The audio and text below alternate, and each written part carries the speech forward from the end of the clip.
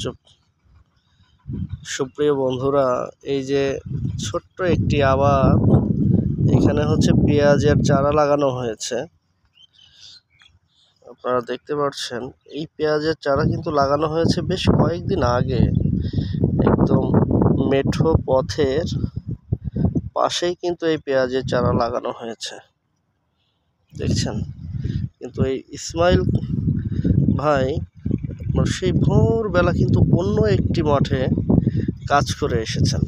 কাজ করে আসার পরেও তিনি কিন্তু তার এই ছোট্ট পেঁয়াজের এই ক্ষেতে কিন্তু পানি দিচ্ছেন, কি হাসি মুখে, ঠিক আছে।